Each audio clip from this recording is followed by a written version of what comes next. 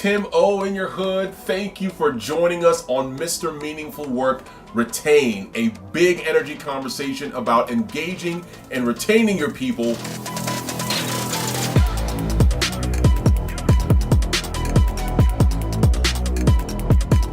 Today I am so happy to be talking with Lydia Ramirez, who is the Chief Operating Officer and Head of Diversity at 5 Star Bank. Now, when I heard Lydia speak at a local talent and HR event, I was immediately drawn to how deeply she cared about people in an industry that is normally very data-driven, numbers-driven, black and white. I had to spend time with her.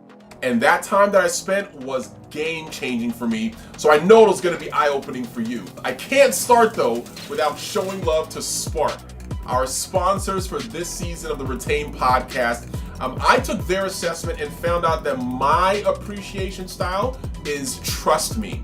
I feel recognized when my peers or my leaders trust me with challenging tasks or assignments. For me, that speaks more than gift cards or bonuses and things like that.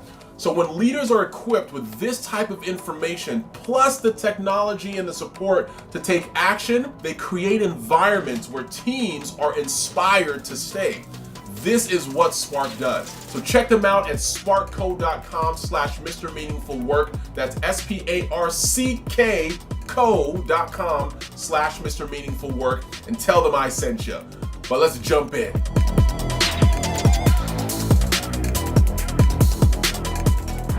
So, welcome everybody to Mr. Meaningful Work Retain. I am excited to be here with my guest, Lydia, from 5 Star Bank. And like we do every episode on the Retain podcast, is we want to hear what are you famous for? But before we get into the nitty-gritty, what are you famous for has rough in it. So we're asking everybody, give us your big dog rough. All right, here it goes. Are you ready? Rough. Let's go. Let's go. We'll put some effects in there and have like all the vibrations and ripples going out. That's right. But tell us, what are you famous for? What do people know Lydia for? Oh gosh, Tim, that is a huge question. I would say the thing that people know me best for is one, I'm a mom first, and in fact, I would say most people know me as Lydia Ramirez, Jordan's mom, aka the scorekeeper on any baseball team. Let's go. So that's probably my first famous, what I'm famously known for, and then I would say from a professional standpoint. That I'm the highest ranking Latina in the C-suite within the banking industry. So pretty cool, famous thing to be known for. Yes. And really excited to really just dive in deep. And then just that I'm a firm believer in representation matters. Mm-hmm. I speak to it constantly through my DE&I lens and the part that I get to represent the bank for. So I'm thankful and grateful that I get to be the COO and the Chief D&I Officer for the bank. So doing a lot of really good work within the community, serving on many boards, and just bringing it all together. Wow. That's big. Every time I see people that come into firsts, right? So first, highest ranking. So whether it's like our VP Kamala Harris, like we had our Supreme Court justices just came on, and across, I'm just talking from African American perspective, but across different backgrounds, and like when folks step into that first or highest rank, like how does that feel? Like, is there a level of pressure? Is there a level of awareness? Like what does that feel like? So that's a fantastic question. So I think for me, the way I've always looked at this is, if I can break down as many barriers that exist today, then the person behind me and those that I want to bring up with me or want to be alongside me don't have to break those same barriers down. And they have somebody to share the journey with, right? So pressure always, right? But I'm not leading with the focus of I want to be the first and I want to be the only. I'm leading with how can we continue to create norm in what has not been the norm. Yeah. And so, and I lead through that, right? Yeah. So I lead with one focus across all spectrums and all folks that we serve in the community. So I don't lead with color. I lead with let's do the right thing for the right people and make sure that those that are underserved or under-resourced get to the same playing field so that we can all advance together. So for me, it's when they see me, like I want the young Latinx individuals to say, it's possible. Yeah. It's possible. Yeah. And that I'm here to show you that it can be, right? No. And then ask me about my journey. Yeah. Let's talk and I'll help you get through some things that, that I went through in my own life. So Yeah. Yeah, and we're going to talk about that journey, or is what we call the origin story. We were talking a little bit before we got some sushi together, and That's right. learned a little bit about how you climbed through. And I think one of the themes that I loved about your story was the ownership that you took, the excellence that you kind of committed yourself to, almost kind of creating the role for yourself, if you would. Yeah. So can you walk us through kind of your journey of how you got to where you are, and folks might be able to resonate at some point in that journey? Sure. So I think like most individuals going through post-high school, you have an idea of what you think you want to do. Mine was medical school. That's what I wanted to do, right? Like that was it. And then it was going to be Dr. Ramirez? It was. And then I, about 3 years into my undergraduate work, I put a needle in somebody for the first time and I turned white and knew immediately that was not going to be it for me. But I did have a knack for building relationship. I loved investigating. I loved just being the ear people sought, or just kind of learning new cultures, new ideas, just learning about people. So I ended up shifting real quickly into psychology. Makes sense, right? I graduated with a BS in psychology, BA in Spanish, and came into banking. Just really stumbled upon it. Literally stumbled upon it. I went into an institution and the lines were out the door, and I just asked the question, "Do you need some help?" And they're like, "Are you looking for a job?" And I'm like, kind of, right? Because who doesn't want weekend money while you're in college? And that started it. So the very next day I was hired. And so I guess you can say the story started with asking the question and putting myself out there, right? So I think that's the piece, the courageous component of many of the barriers that we have, or we put in front of each other or ourselves is taking the first step, right? So for me, that first step was asking the manager, I was a 20-year-old saying, like, do you need some help? And realizing that I too could benefit from if they said yes. And the only thing that would have been a drawback is they said no, right? So you just keep going on. So that turned into a 17-year career at that company. Learned many things, went through a ton of leadership classes. But I felt like I was in a box. Like, I just really couldn't explore or create or do what I felt was really good for my clients, because I knew my clients and I knew what they wanted to do. I was very much focused on the commercial segment in general. And so when 5-Star came about 5 years ago, I finally understood what it meant to have leaders that trusted in my expertise, in my learning, that supported my journey.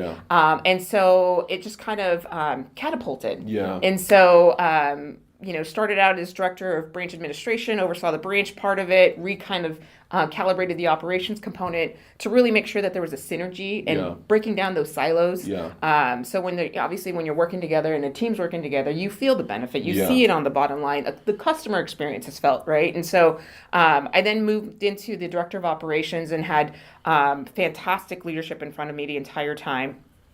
And about a year and a half ago, I came into the C-suite role. My then mentor took another role with a different company, and it afforded me the opportunity to be in this C-suite role. And I'll tell you, I was deer in the headlights when she told me what was going to happen, because sometimes you're just like, am I worthy? Am I, should I be here?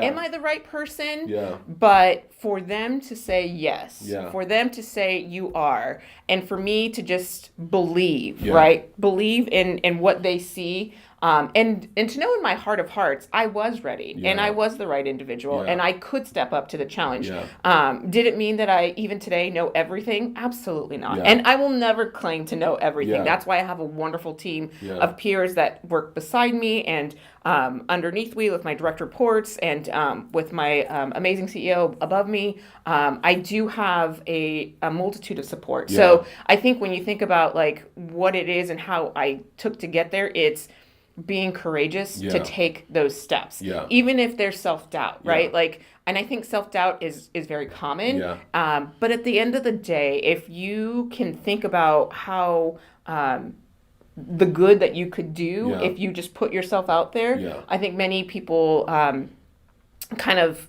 want to check the box of everything that they need to have in order to get to that next role. Yeah. And I would say if you have 40% of it, try. Just go. Just go. Jump in. Jump in. Yeah. Because the only thing that could happen is they say no. Say no.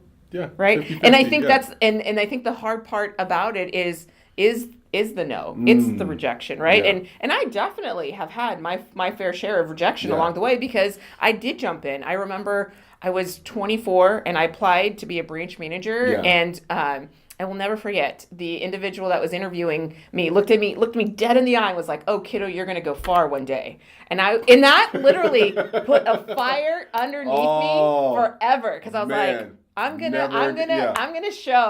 show them Yeah. whether it's today, tomorrow, or in 10 Yeah. years. Yeah. I'm not just a kiddo. Yeah. I'm here to drive Yeah. purpose and intention. Yeah. So that's kind of how I came to be. Yeah. Taking risks is scary and Yeah. tough, but if you want to get ahead, you got just to. got to. You got to take that first step. Yeah. And even if it takes a mentor being in your life Mm-hmm. to kind of help guide you, then I would absolutely encourage that Yeah. because I know that's one of the things that I used Yeah. constantly, a sounding board. My family was my sounding board. But those are definitely like opportunities. And like I said, I definitely had my fair share of failure. Yeah. But at the end of the day, I'm a big believer of if you fail fast and learn from it, and then just keep Jump going. in. Keep I going. love that. I Yeah. love that. And it's a beautiful segue into, so this podcast is meant to be a tool and a learning resource for folks that are looking to figure out, how do I retain my people? How do I engage my folks? And there are 3 components from the story that you shared. Was number 1, your journey really kind of started when you identified a need, right? You saw a line. It's like, okay, these folks need help, and let me be the one Right. to offer help, right? So I think that's that one component of usually success comes from recognizing a problem and being able and positioning yourself to be able to fix that problem.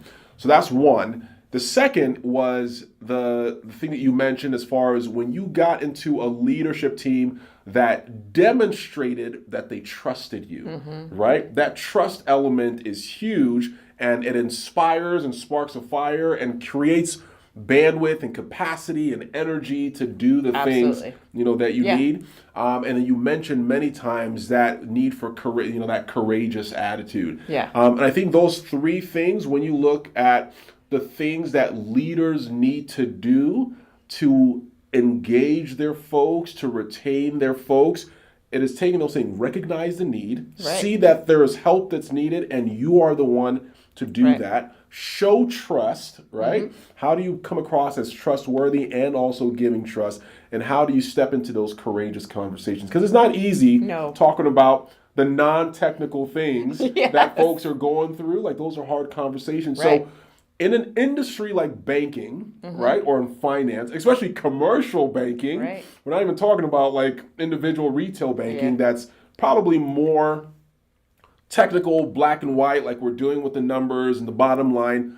How do you connect those things to create a culture and an environment where folks feel engaged and trusted and they're inspired to stay? Talk to us about that.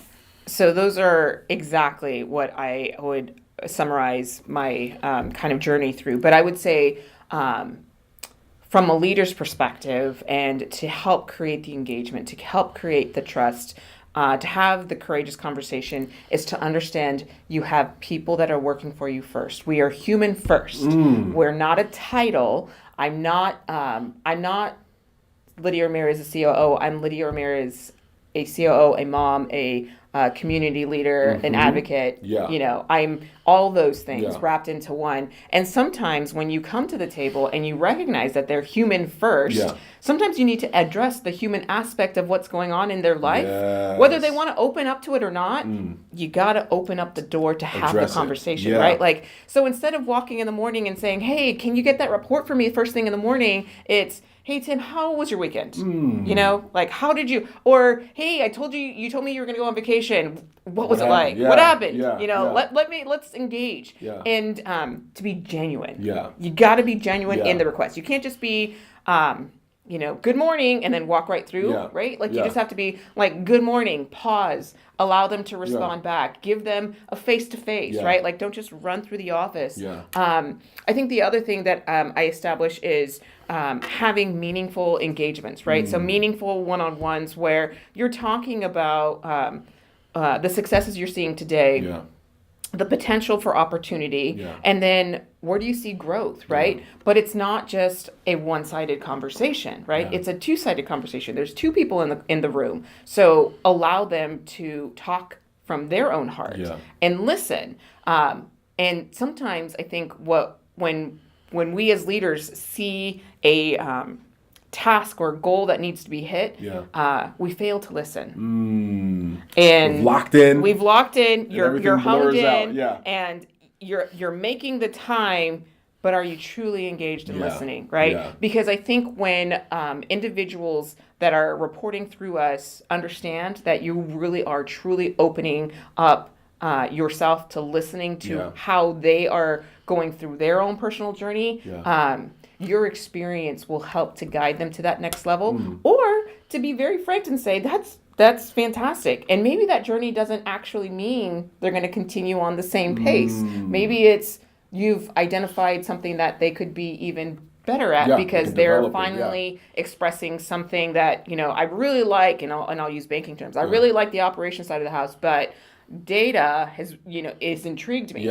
Okay, well, you're detail oriented. That makes sense. Let's do some introductions, right? Because at the end of the day, it's not what's best for operations, it's what's best for Five Star Bank. So if I can retain that employee in a broader sense, then we need to be open to those things, right? I love that. So that's how I lead. We're human first. You gotta be there. And the second one is through mentorship and championship. And there's two separate things. Mentorship could be somebody that's within the company, maybe somebody that's outside of the company, but just kind of helping to drive your own journey, as well as understanding maybe what that person's gone through their life, and kind of putting yourself in a position to understand just how do you get through these things, like the actual technical components, like who should I reach out to, where do I make the connections, and helping them through that part. But the champion part is really about finding an individual within your company that can champion your cause. So if there's movement, and I think everyone can say we've all seen a ton of movement through the pandemic, right? Whether it's this idea of hybrid, this idea of the employee engagement, the idea of the Great Resignation, because it's about me first.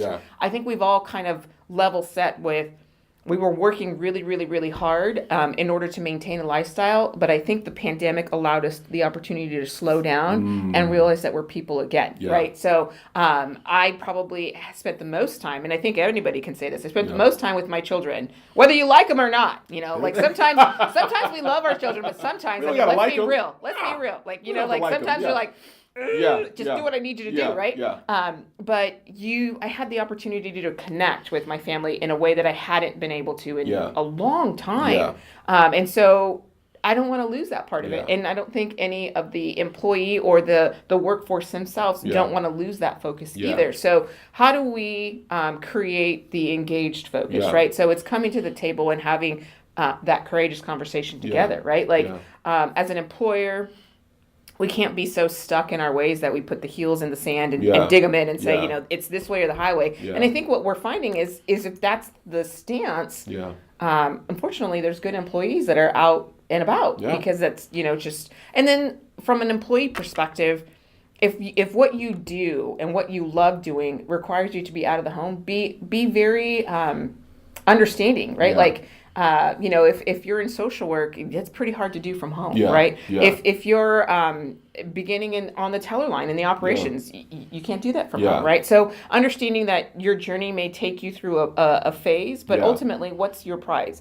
We don't know, right? Let's have those conversations. So I would say those are some of the things that I do personally to help lead my teams and to help drive the bottom line for my company. I love that. So the two things, and when we talk about the industry that is banking, the industry that is finance, and trying to bridge that gap of engagement and retention, what you have shared is number one, human first. Yeah. Right? Address the human that you're working with. Yeah.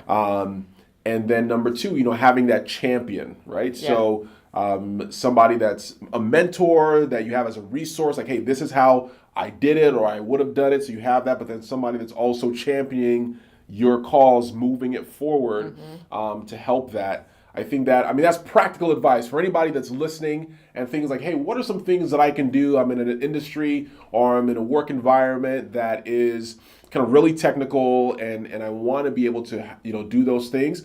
As simple as connecting on, who the person is, what they're interested in. I love what you talked about by way of like, hey, if you're interested, if you feel like your strengths or your skill set is more data driven than operations, it's still professional and technical, but it's letting them explore something else that they're excited about. And I want to talk about that because our sponsor for the season is Spark, a engagement and recognition platform that uses AI and technology to assist leaders in being able to recognize and engage their folks. So let me ask you, when we talk about recognition, what are some of the ways that you feel recognized in your organization? So that's a great question. Real recently, I have been nominated by my company for some of the Sacramento Business Journal Awards. In fact, just a few days ago, I was named as part of the Women Who Mean Business 2022 cohort. Let's go. So I am Applause excited. emojis. So that has been a bucket list since I was a baby banker back in the day. Like, I always seen this powerhouse list of women, and I'm like, I'm gonna get there. I'm gonna get there one day, and I was there this year. So I have, again, the support of the company is huge, and so for them to feel so empowered as to nominate me, and then for a cohort of peers to go through the judging process and to select me as part of it is huge for me. Nice. So that's one thing. Another thing is just a simple thank you, right? Just, the simple thank you, and I think we lost the ideal, the importance of a thank you handwritten card. It goes so far. So far. People misled. Like, to see somebody like that took the time to write is it's huge, it's right? Different. Yeah. So it's one thing to say thank you over email. It's another thing to say thank you over text. And I think we do that naturally because, we're just gracious human beings. Or sometimes the AI will populate it for you already. You just have to click it. Yes. Yeah. And so I think the idea, and I love doing this with my team, is, I have my own stationery, and just to acknowledge one or two things that they have done, whether you're my direct report or even not even in my business line, but somebody within the company that I just like, I see you, and you're doing really awesome things. Like, to have that simple acknowledgement, I know for me in my personal career, it's always meant a lot, and I know for my team, it's also meant a lot.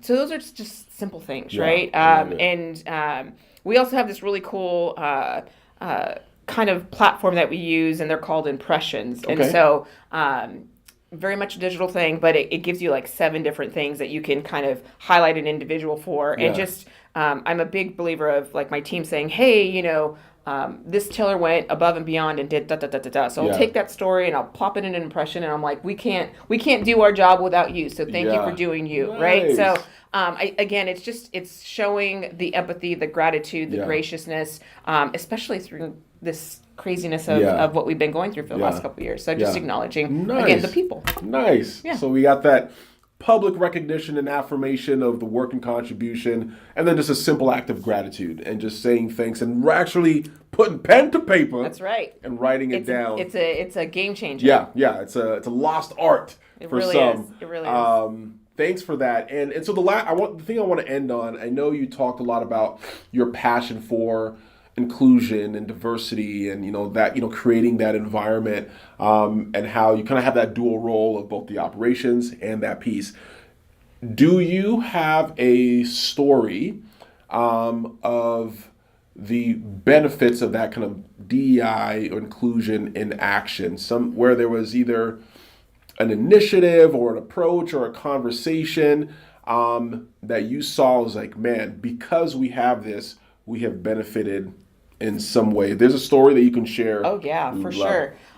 So many stories I could share, but I will give you two. Yeah. So one of them from a community standpoint, being part of the Sacramento Hispanic Chamber of Commerce. In fact, I just finished my year as the chair. I'm now the immediate past chair, but an initiative that we did was to really put out an economic report that really kind of honed in on the stats of what is true for the Latinx community in the greater Sacramento region. Mm-hmm. And I think people kind of thought they knew what was going on, but to bring to light like the physical true numbers of what's going on, whether it's graduation rates, impact to renting, mortgage, the education levels. And so what that report has really been able to do is to drive kind of entrepreneurship. What are we doing from a small business perspective, and really driving additional grants to those that are in need, underserved, under-resourced, right? So that's the community aspect.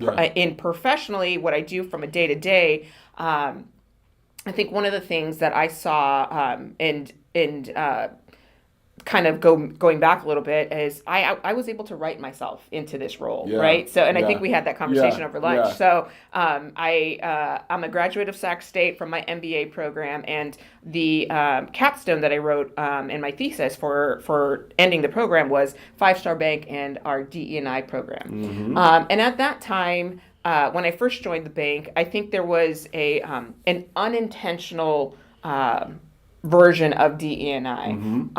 When I graduated for the program, and when I was selected to be part of this DE&I committee and be the actual champion as the chief DE&I officer for the company, we took it to that next level and created intentional focus of DE&I, right? So there's one thing to haphazardly hire individuals. It's another thing to recognize there's opportunities. And I think the one thing that I can say about the company is we recognized that there was opportunities, and we've really worked really hard to change things from the top down, starting with our board of directors, right? So, I mean, when you look at our board of directors, 3 are women. We have people of color, and it's just fantastic to see that when we being 5-Star Bank, say that we truly aspire to be the communities we serve and mirror the communities we serve, that we're actively doing that daily, right? So happy to say that our workforce represents 60% female, and we're at about 46% minority workforce. So very, very cool numbers. But again, it goes from a happenstance to purposeful intention. 100%. So I love it. Those are some of the cool things we've been able to do. I love it. In the community, in the workplace, and it ties directly to retention and directly to engagement, because I will not feel fully engaged in an organization that I don't feel values my background, or I see a path forward into leadership or expanded roles. If I don't see that path forward, I'm not going to engage, right? I'm going to go and find organizations. And if you look at the generation that is applying for jobs today, they are seeking organizations that have that type of culture, that are inclusive. And it is a candidate, kind of candidates friendly world these days. And so we have to be very careful of that. But I love what you mentioned there. I'm reading a book right now by Stephen Covey called Trust and Inspire. And he talks about when, most folks have good intention. Right. Right. But when intention does not match behavior, that's where you get that disconnect. Right. Right. And so for you to share that, it was like, yeah, we had, that, like you said, accidental or unintentional DEI. So the intention was there. Like, we want to do these things, but maybe for whatever reason, the behaviors, the practices, the processes weren't matching. So what it sounds like you're doing is making sure that behavior matches intent, yes, so that we can really drive these things forward. And it produces outcome, right? Yeah, so, yeah. I mean, when you think about it, right? It's not so fluffy, no, like it produces kumbaya, outcome. Like, yeah. I mean, I can tell you, we even have a vertical that's called cultural banking, right? Yeah. Because there's so many times where if I look like you, I come from the same culture, I more easily want to do business because we have shared experiences, right? Mm-hmm. So that whole idea of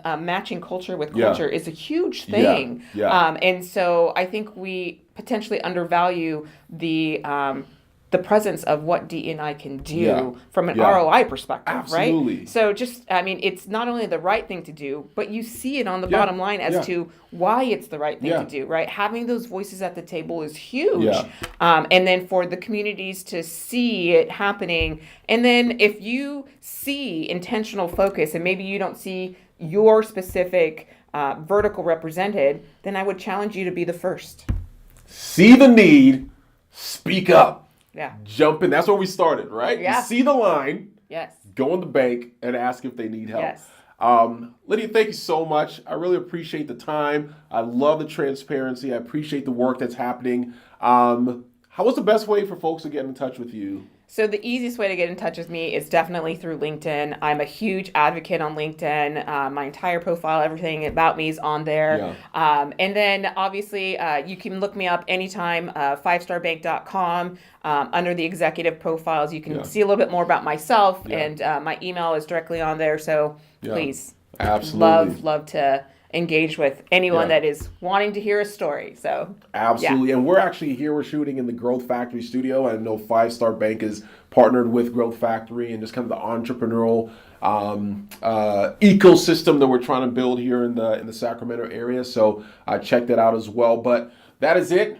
Thank you so much for checking us out on Mr. Meaningful Work Retain. We will send you or we'll see you next time on the next episode. Thank you so much. Thank you for having me. Appreciate it.